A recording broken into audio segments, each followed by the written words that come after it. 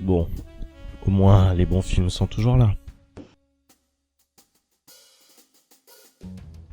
C'est vrai que l'été s'est pas montré particulièrement glorieux. Hercule, Transformers, Lucie. Tout ça, c'était de la belle enculade.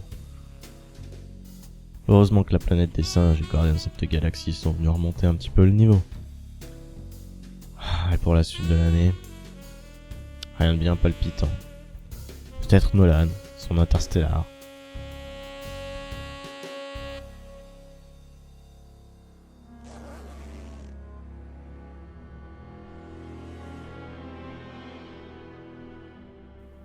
Bon, je me ferais bien un film quand même. Pareil que Rodriguez, cette espèce de tâcheron sort un nouveau Sin City. Bon, le premier était pas si catastrophique que ça. Et puis, vu le matériau de base, je peux bien lui donner sa chance.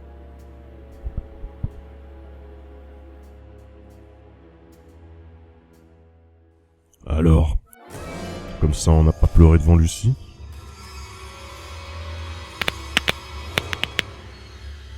Bon, il y a des jours comme ça.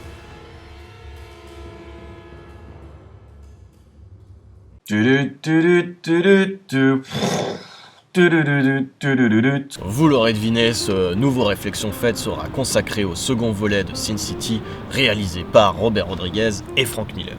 Cela fait déjà 9 ans que Sin City, premier du nom, fit son apparition sur les écrans français.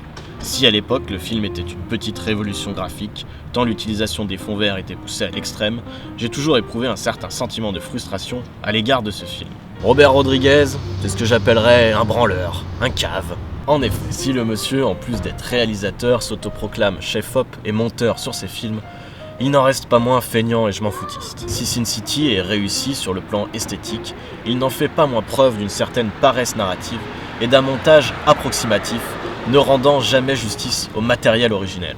En se contentant d'adapter le métrage case par case, allant jusqu'à se servir du comic original comme d'un storyboard, Rodriguez transpose le graphic novel de base plus qu'il ne l'adapte. Or, ce qui fonctionne en bande dessinée ne marche pas forcément en tant que film. La preuve en est, les scènes d'action forcément majestueuses et dilatées dans le comics, mais terriblement courtes et anachroniques dans le film. Par ailleurs, j'ai toujours trouvé regrettable que le fractionnement des histoires donne cette impression de film à sketch, sans grand dénouement ni climax final. Malgré tout, Sin City reste un film que j'apprécie grandement, principalement grâce à son côté esthétique et à son univers subversif, aux héros ultra-violents, rendant hommage au film noir des années 50. Mais ça, c'est surtout grâce à Frank Miller, et non à Rodriguez. Enfin, aujourd'hui, les questions de sa suite, intitulée A Dame to Kill For, en référence au second album de la série éponyme. Sin City 2 a toujours été une véritable arlésienne, sans cesse évoquée, mais maintes fois repoussée. En 2006, un an après le succès du 1, Robert Rodriguez annonce qu'une suite est en préparation. Le second volet des aventures reprendra la trame principale du second volume, enrichi des histoires individuelles de l'album Des filles et des flingues. Angelina Jolie est envisagée dans le rôle de Ava-Lord. Johnny Depp est rattaché au casting, ainsi qu'Antonio Banderas. Finalement, aucun de ces trois acteurs ne sera dans le métrage final. En 2013, le projet refait surface. La trame sera bel et bien celle de J'ai tué pour elle, mais surprise, 2 histoires spécialement écrites par Frank Miller pour le film seront également ajoutées. Josh Brolin reprendra le rôle de Clive Owen.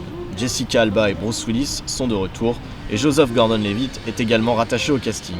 Enfin, Eva Green obtient finalement le rôle d'Ava-Lord, après que des actrices comme Jennifer Lawrence, Scarlett Johansson ou Rose McGowan aient été envisagées. Et c'est là qu'intervient le premier point noir du film, à savoir son casting. Car difficile 9 ans après d'assurer la continuité entre 2 films, tant nombre de ces personnages changent radicalement d'apparence.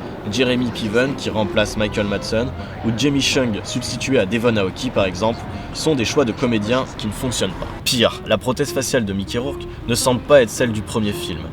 Et ne parlons pas du maquillage de Josh Brolin dans le segment final, tant ce dernier est ridicule. Par ailleurs, s'il est bien sympa d'empiler des noms à outrance pour faire bander le spectateur, ce serait pas plus mal que leurs personnages soient un tant soit peu plus consistants.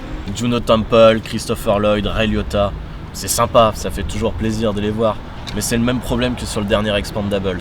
Ça rime à rien, on fait venir ses potes pour une journée de tournage, histoire de caser le plus de noms sur l'affiche. C'est purement marketing.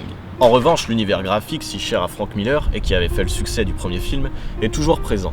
Mieux encore, les 9 années qui séparent les deux films ont permis une maîtrise totale du fond vert. La réalisation est nettement plus aboutie. On sent que Rodriguez n'est plus prisonnier des cases du comics et certaines idées de mise en scène sont vraiment belles et spectaculaires. Malheureusement, le film souffre du même problème narratif que le premier Sin City. La division du film en chapitres morcelés donne encore une fois l'impression d'assister plus à une succession de courts-métrages autour d'un même univers, plutôt qu'à un véritable film. Il aurait été plus malin à mon sens de créer un scénario commun, autour duquel se seraient imbriquées les différentes histoires, surtout que deux d'entre elles, ayant été écrites pour le film, n'étaient pas vraiment soumises aux contraintes d'une adaptation. Au programme, l'on verra donc Dwight, manipulé par la belle Ava Lord, une sorte de veuve noire utilisant les hommes pour arriver à ses fins. De son côté, Johnny, un talentueux joueur de cartes, est prêt à tout pour infiltrer une partie clandestine afin de gagner gros.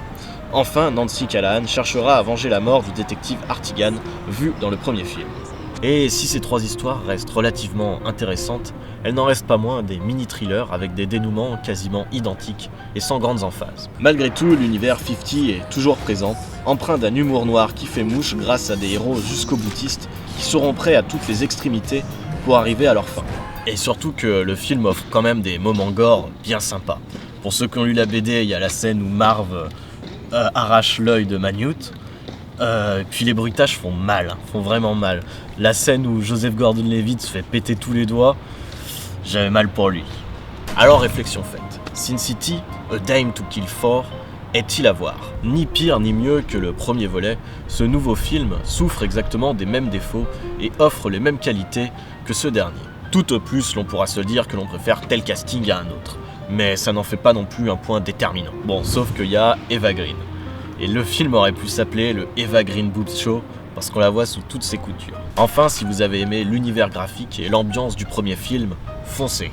Rodriguez et Miller nous offrent une prolongation, avec un spectacle subversif, noir, mélancolique et ultra-violent, comme on en voit rarement de nos jours, et dont le plus gros défaut sera d'arriver beaucoup trop tard et de ne plus vraiment créer la surprise. Mais l'on aurait bien tort de bouder notre plaisir. D'autant qu'avec le bide monumental que s'est pris le film aux US, on n'est pas prêt d'en voir un autre. Mais alors ça, c'est de la faute à Rodriguez. Déjà, le mec il fait Machete, qui est limite niveau foutage de gueule, et après il fait Machete 2, où là c'est vraiment du gros enculage. Et même moi, en allant voir Sin City, j'étais pas vraiment rassuré. Ce sera tout pour aujourd'hui. Moi, je vous dis à bientôt pour un prochain Réflexion Faite, et d'ici là, je vais me relire quelques comics de Frank Miller, parce que c'est encore le meilleur moyen de lui rendre hommage. Or you don't come out at all.